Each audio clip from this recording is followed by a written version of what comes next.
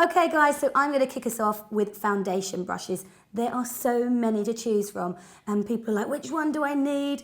Everyone does a little bit of a different job.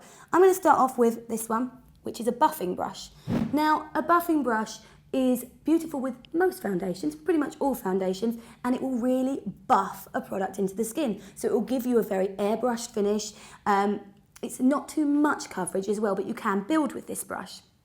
Next, I'm going to introduce you to the stippling brush.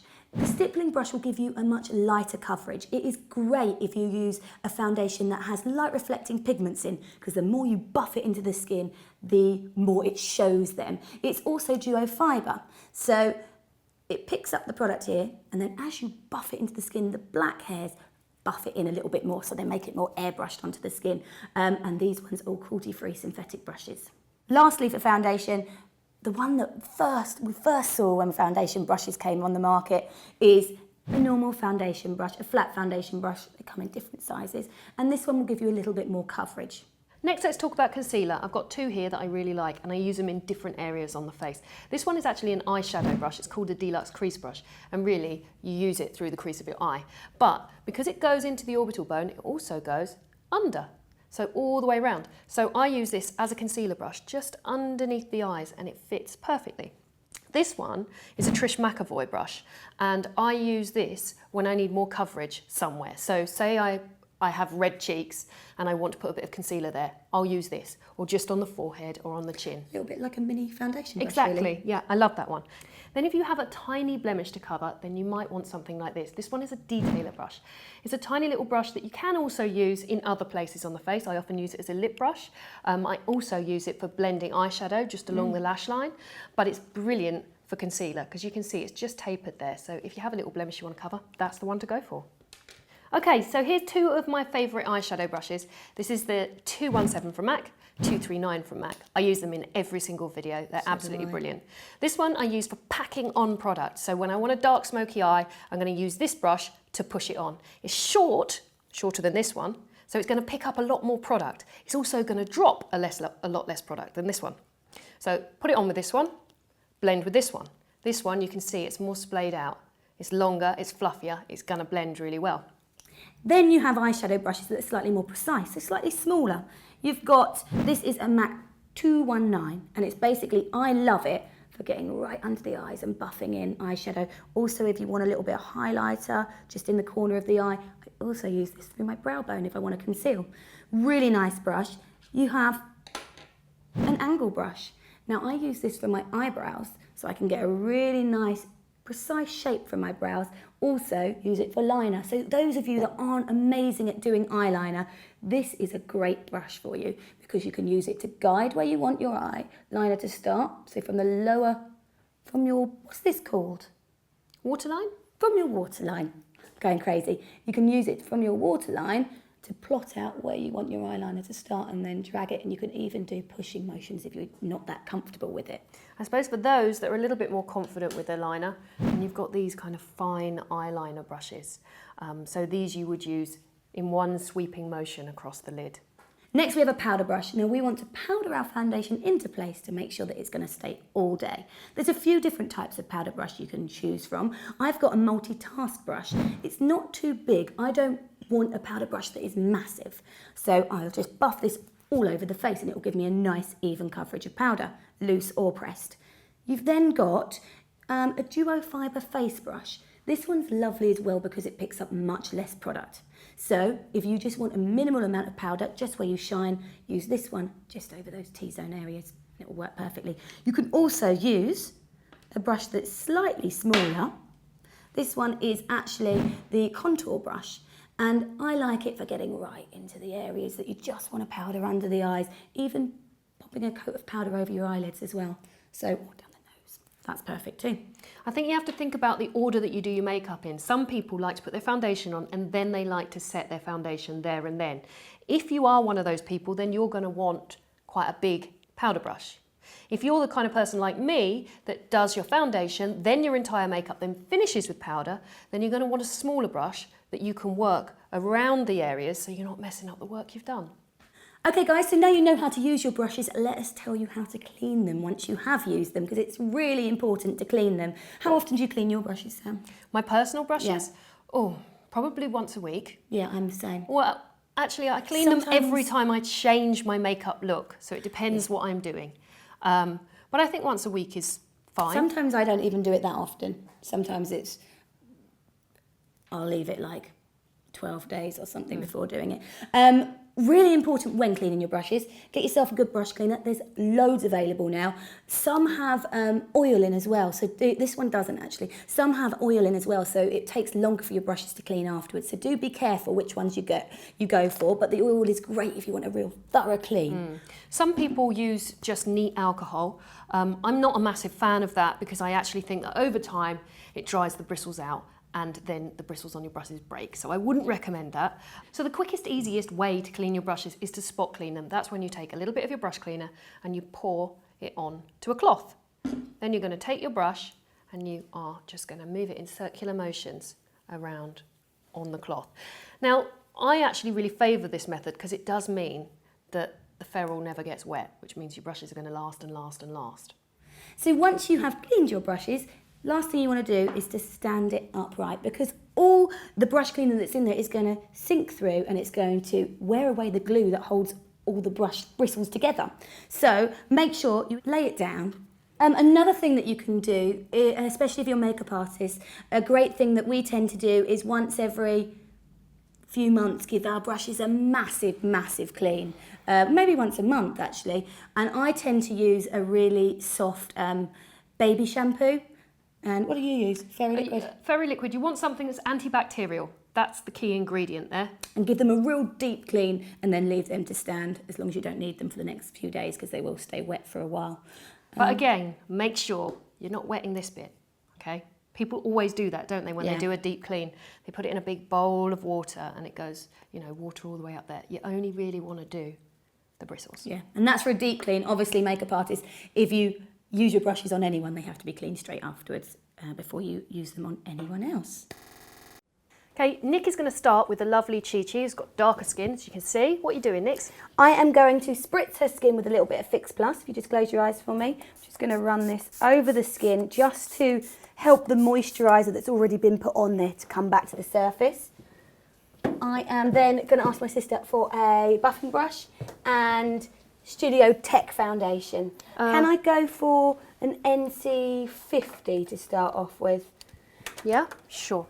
Thank you very much. Now, Nick's going to have to use a few different colours on Chi-Chi's skin, because you find with the darker skin tones that often there's darker tones around the forehead and the chin and lighter tones through the centre there. So if Nick were to match to the forehead, then Chi-Chi would look really dark through the centre of her face, which wouldn't be flattering. So I am assuming that Nick's actually going to use two foundation colours. I am, yes.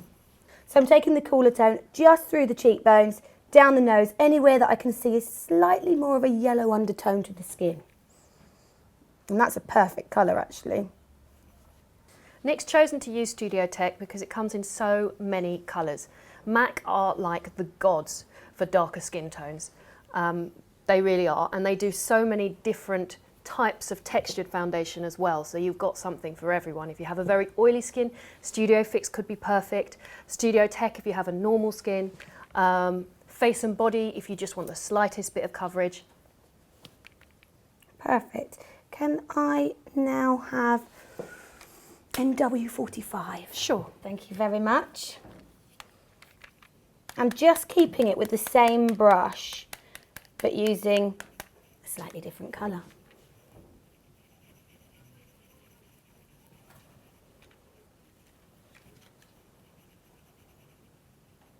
So you can see how beautifully the tones kind of blend together. It looks so natural, and you're also keeping the lovely character that the skin already has, the different skin tones. It's such a shame when people put one flat colour on and it can look really, really ashy, and they also lose the texture of the skin because it's so beautiful. I'm just going to take that a tiny bit on the top of the lip. And I'm not even going to use a concealer here because Chi-Chi's got such lovely skin, a concealer is just going to be too much. So, Powder, please, sister. I've got deep dark block powder. Lovely. So all we're going to do now is we don't want to add any more product to this makeup. We just want to hold it in place. So a deep dark block powder is perfect just for dusting over. Block powder is another product from MAC. It's a brilliant product because it doesn't have any pigment in it. So the more you apply it, it's not going to build up like a mask. It's also got great oil absorbing properties. So it's brilliant if you want to touch up during the day to prevent shine. And there you have the perfect skin. Moving on to Chrissy with a medium skin tone. Nick, what do you want? Oh, what have you got for me? Well, Chrissy has lovely skin already. It doesn't need much coverage, so I think we'll go Face and Body by MAC again. Sorry, Chi-Chi, I'm going to just turn my back to you. What colour do you want? C6, N7? C6, I think. Thank you very much. And what brush? This product. A stippling brush would be nice. Sure. Oops. Let's check this colour.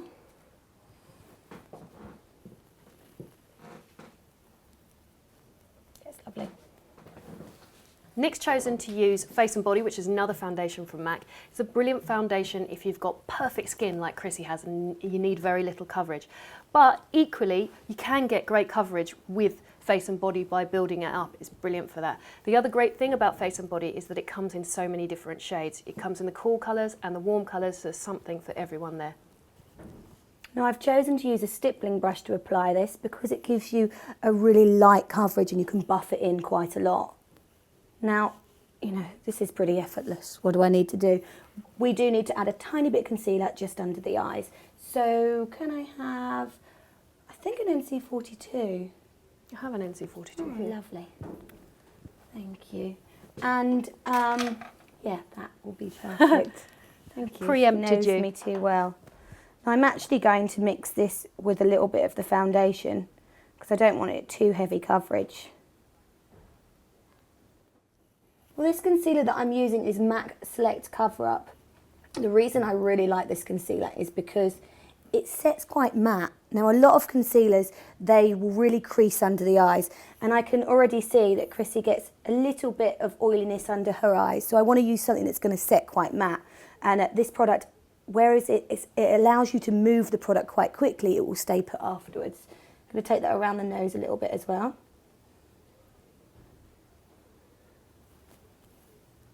And then Chrissy's got a tiny, weeny little blemish that I'm just going to conceal as well. And just by pushing that over the skin, it's going to conceal it a little bit better than wiping it over the skin. Right, Sam, can I have a powder?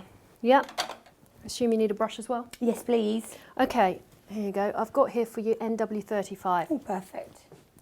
Now, the reason I've chosen NW35 press powder is because we used a yellow foundation. So we used a C foundation, and now we're setting it with a pinky toned powder. And the reason is sometimes if you put a yellow over a yellow, all of a sudden it becomes very orange. So it kind of neutralises it by just putting that pink back in. That looks so beautiful. Don't look like you've got anything on. And there you have the finish in medium skin tone. Right, now on to our final model, Gemma. Gemma has Caucasian skin and she's quite oily, did you say, Gemma? Right, okay, so we've chosen to start with a bit of oil control lotion. Do you mind me using my hands to apply this? Thanks, Nick. Oil control lotion is a really great moisturiser if you have oily skin and you need to put a moisturiser on prior to your foundation. I think we need a primer because Okey-dokey. Gemma's got slightly oily skin. She's got a few little pores, nothing much, but Put I this on your hand. want it to, yeah, please. I want the products to stay put really well. I might use a brush for this, Sam, Yeah. if you don't mind. This is Urban Decay Pore Perfecting Complexion Primer Potion. I really like this. I actually use it myself and it keeps my foundation on all day. That is pretty amazing, actually. I never use a primer on myself because I don't like them, and so I haven't tried this one, and it is lovely. Does make a massive difference. Yeah. Okay, foundation, please, Sam. Make Up Forever High Definition Foundation. Lovely. Now, as I said with Chi Chi about the using different colours, you can do that on any skin tone, and it does look lovely to do that, but we tend not to on the lighter skin tones because it's not so obvious that you need to. So I don't think you're going to, are you, Nick? No. And also, quite often, on lighter skin tones, you add the colour in later, so with a bronzer or with a contour, whereas with darker skin, it's more helpful to add it in first. Well, absolutely. If you don't, the skin would start off ashy. Now, you're normally a double wear user, so I'd be interested to see what you think about this Makeup for Everyone. It's the one that Kim Kardashian used to wear, so it's quite a good coverage, but it's nice and flat, so it doesn't have a shine, but it's not as much as double wear. Now, double wear is quite a heavy coverage, isn't it, Gemma? Yeah. Why do you opt for that? Because I've got oily skin and I Right. got fed up of other foundations coming off halfway through the day. Okay, got you. Do you like the coverage of double wear, or do you feel like it's quite a lot? It feels a bit like a mask sometimes. Okay. But I've tried the light one, Yeah. and that's a little bit better. Sometimes I mix it with moisturiser. I think you'll like this then.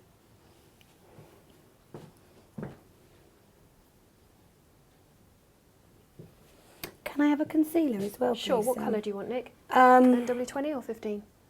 she's very in between the two. I'll give you both then. Yes, thank you.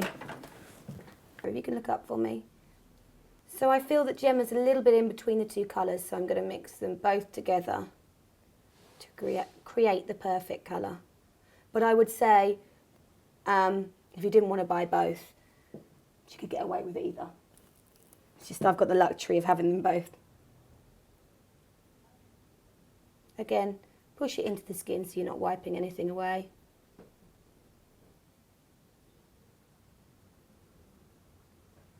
Just dusting a tiny bit amount over the eyes just to give me a blank canvas. Right, let's powder that into place. Okay. Lovely, thank you. Makeup Forever HD powder. Lovely. As a rule, generally we go one shade lighter with the powder. You'll find if you go for exactly the same colour, gradually throughout the day it'll get darker. And again, just push it over the skin. Now, if you want more coverage, if you feel that this isn't enough, then you can, instead of using this powder, use MAC Fix Powder Foundation, and it will just give a completely flawless blank canvas, which is really nice. But I wanted a little bit of skin to still show through. I'm going to start on Polly. She's got lovely green eyes. So I've chosen a product from Chanel, and this is number 86, Illusion Jambe. I'm using a synthetic brush to apply this. Right, close your eyes and head up for me. Now, the reason Sam's chosen to use a synthetic brush is because the product that she's using is quite a cream to powder. So this is going to help it blend better. It's also going to wash the brush up much nicer afterwards. The colour I've chosen to use has a kind of reddish undertone to the brown there. And because red is opposite green on the colour wheel, they're going to intensify each other. They're complementary colours. So obviously you're not going to want to wear a red eyeshadow, but you can get away with a brown with a bit of a red undertone to it. Nick, can I have a blending brush, please? Of course you can. 217. Thank you There you very go. much.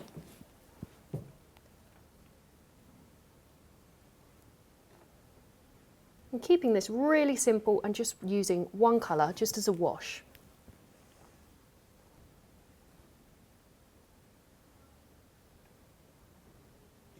Just look right up for me. I'm going to take a little bit of this under the eye. Now ordinarily you wouldn't take a red eyeshadow around or under the eye. Firstly because the pigments in it can upset the eye, but also because it would look quite unflattering, like you've been crying. But a brown with quite a lot of red in, it's just that bit more easy to wear.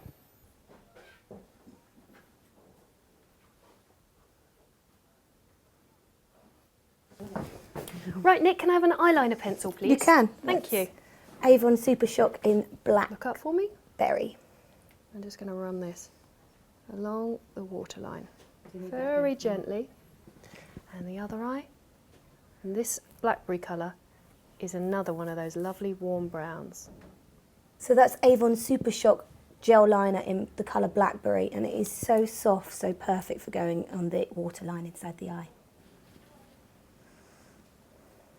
Right, here we go. Okay, on Gemma. Next, could you pass me what I've got at the back there, which I've forgotten? Okay, I have got for you here Paint Pot in Quite Natural. Thank you very much. You can probably see from the colour here that this is a brown with an orangey undertone. That makes it perfect for blue eyes because blue and orange are complementary colours. So we're going to start by popping that all over the lid. Thanks, Nick. No problem. Now this colour goes on really dark, but as it dries it gets lighter. Could I have a 217 please, Nick? Thank you. Just grabbing you one. I'm just going to blend those edges. See, you could be mistaken. When you buy this one, it's called Quite Natural. And then when you put it on, you think, oh, it's not natural, but it does lighten up as it sets. Thank you.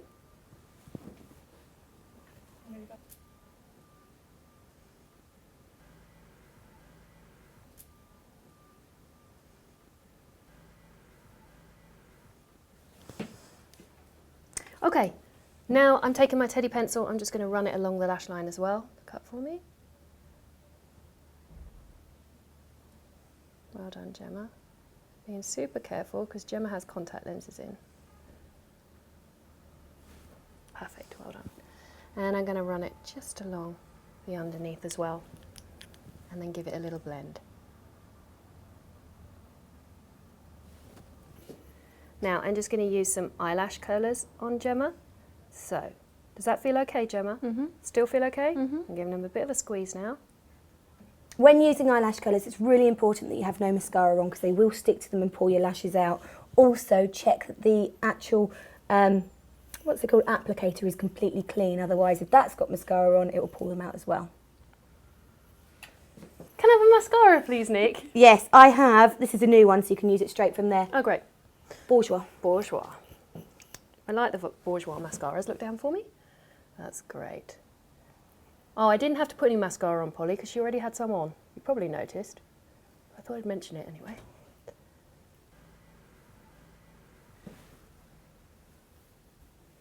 Gemma has those lovely eyes that are really big, and when she looks up it makes it very easy for me to put the bottom mascara on. And again, right up.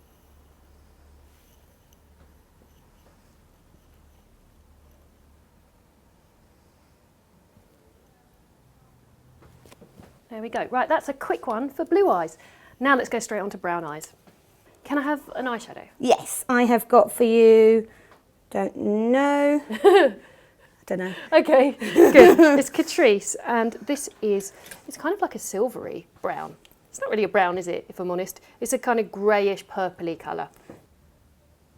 Right, I'm going to use this as a wash all over the lid. Now, with brown eyes, any bright colours are great. So I'm going to use this as a base. You've got a little bit of eyeliner on there. I'm going to just wash this over the eyelid, upwards towards the brows.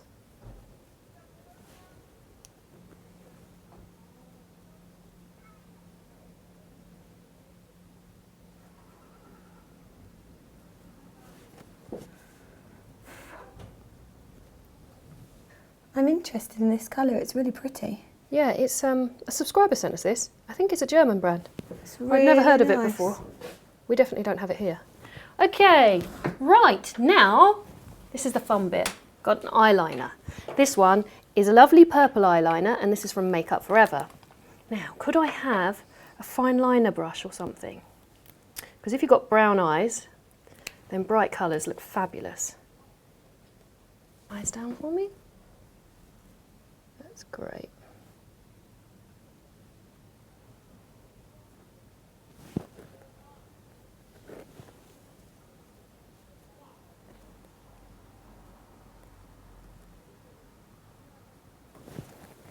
And open, look down. Okay, open for me. Look down in that way. And that's a great way to wear brights on brown eyes without it being a bit scary, I think. Nick's got the lovely Natalie here. What are you going to do, Nix? I am going to show you how to contour a heart-shaped face to start off with. Can I have Illamasqua Hollow and a contour brush, please? Sure. Sister. There's your brush. Thank you very much. Product. Now you can see around the jawbone on a heart-shaped face, it's already goes in slightly, so we don't need to contour and make that any sharper. Natalie also has quite good cheekbones, although I'm going to enhance them a little bit. The place that we really want to bring in would be just around here as well, where the forehead's a tiny bit wider than the rest of the face. So I'm going to take a little bit of hollow, I'm going to run it a small amount around the cheekbone, under the cheekbone, and to feel where your cheekbone is, just take your brush, roll it up, and where you feel it stop naturally is where the cheekbone is.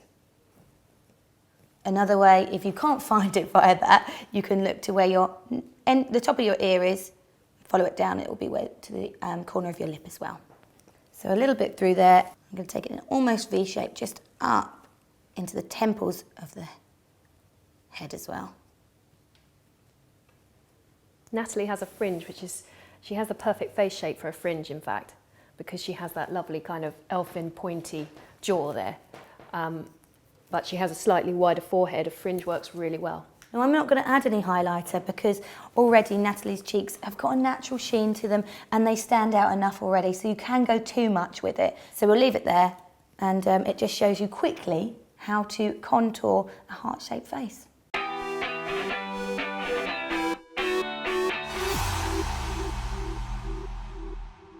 Next we've got Kathy. She's got an oval face. Okay, I'm going to keep to the same products if you don't mind. Yep. Now the reason I'm using Hollow from Illamasqua is it's really natural, and I'm only trying to show you how to define the face a little bit more.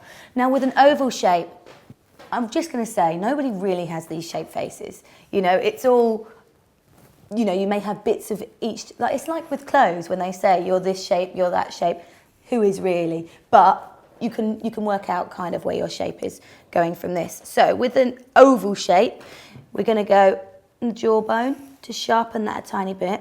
If I do one side first, then hopefully you can see a difference. So this is really light and you use hardly any colour basically. So I'm going to go in the jawbone, really blend that. Make sure you rub the brush over the jawbone as well so it blends both sides, underneath and on top. And then I'm going to take that just through the cheekbone. Now Kathy doesn't have too much of a cheekbone there already, so we can bring that out a little bit more. But do bear in mind, if you don't have a cheekbone already, if you draw a line on as a stripe, it's going to stay looking like a line of a stripe. So you must look at your face in all different angles so you can see that there's not just a line left there. That's the great thing about using this particular product, because it is so light. It's not a really, really dark product that you have to blend a lot, if you know what I mean. So if you're not great at blending, this is a brilliant product to use.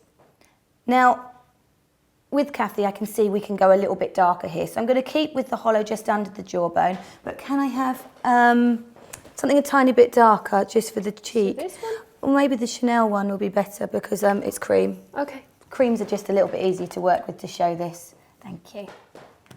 So I'm going to take a little bit of Bronze Universal and just so it shows up a bit better, run that through the cheekbone.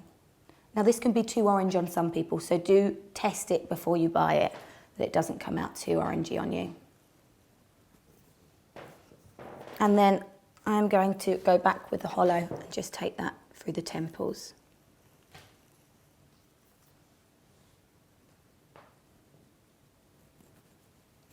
Would you like a highlighter? I would love one. What do you want? read my mind. Lies? Yeah, I think so.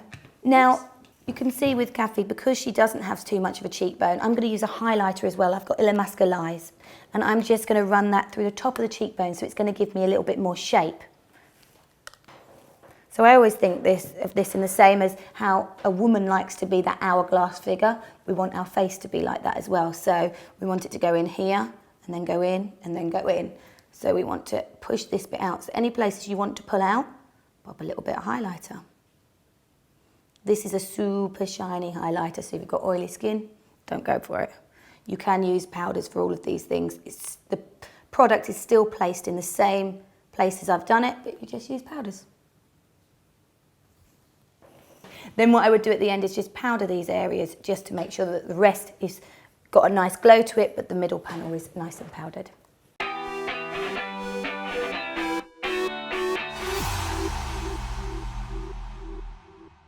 Next we've got a Vey with a round shaped face.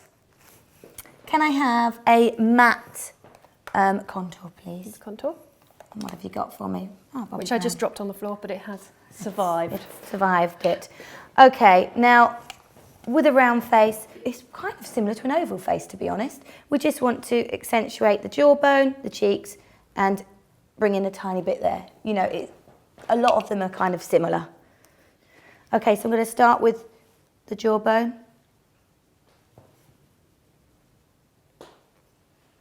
Now this is what Kim Kardashian loves, a bit of highlight and contour. That's probably the only thing that me and Kim have in common, that we like that.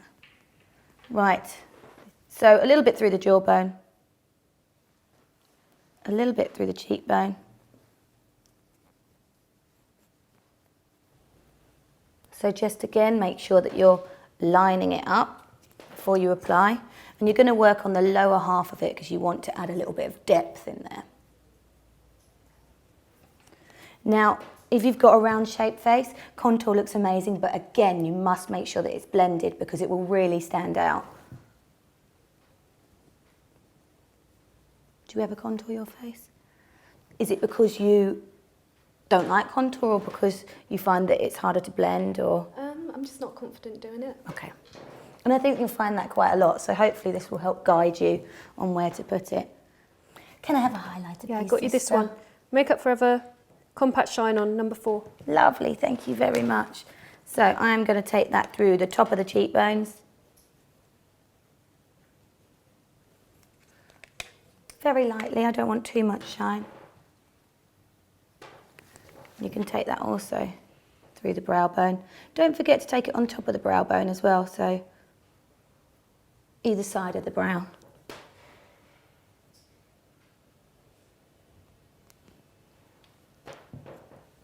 And there we have it done.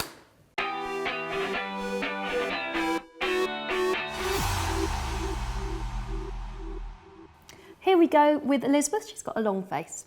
Okay, can I have, it's going to have to be hollow again because, Yeah. holla, because it's a nice light colour. Yeah. Thank you Elizabeth's very quite fair much. as well. Yeah, she is. Now, this is one that's a little bit more different. If you have a long shaped face, then you want to make the shadowing under the chin, so it makes it that little bit shorter, and on top of the forehead, but we can take it right the way around there. So it's actually giving a shadow to make the face look slightly less long, shorter. So a little bit. Now, don't go overzealous with this. It's really light again. So you can put it through the cheekbone, but you would be more inclined to do it under the front part of the cheekbone because you don't want to narrow this part here. So you don't want to take it all the way around. Here. Now it looks like I'm hardly putting any product on, but that's what you want. You know, you don't want to overdo it. It's meant to be very minimal. And that's how you get the best contouring. Would you like a highlight, Nick? I don't think I need one for this because otherwise it's just going to highlight the areas that we don't want to.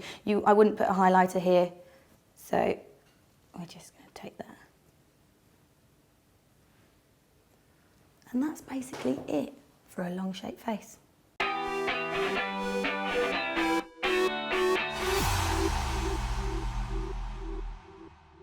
Okay, next we've got Hayley with a square shaped face, which is actually quite similar to me. Yes. I've picked this for you. Yeah, no, is that that's right? what I want. It's perfect. Sisters. Great minds. Soleil de Tan. Right.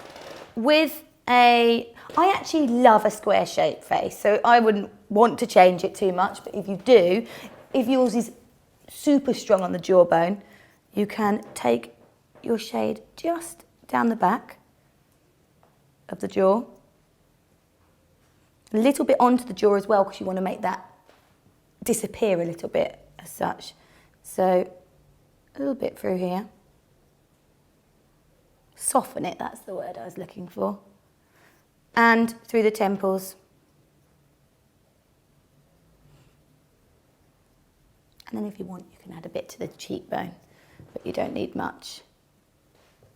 So it's a similar kind of shape, but we're keeping more to the back of the face.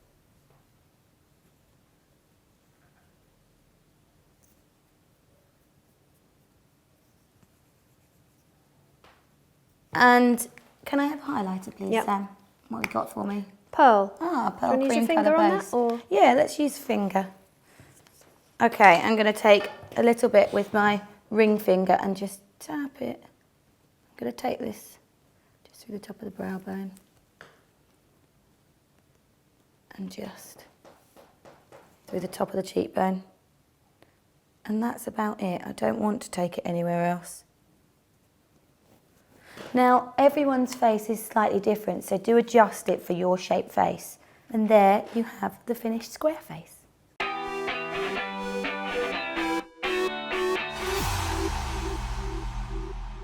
Hi guys, welcome back to DailyMix. Today we are going to be chatting amongst ourselves about things that makeup disasters and clothes disasters. So we've brought some old photos of ourselves from when we were ickle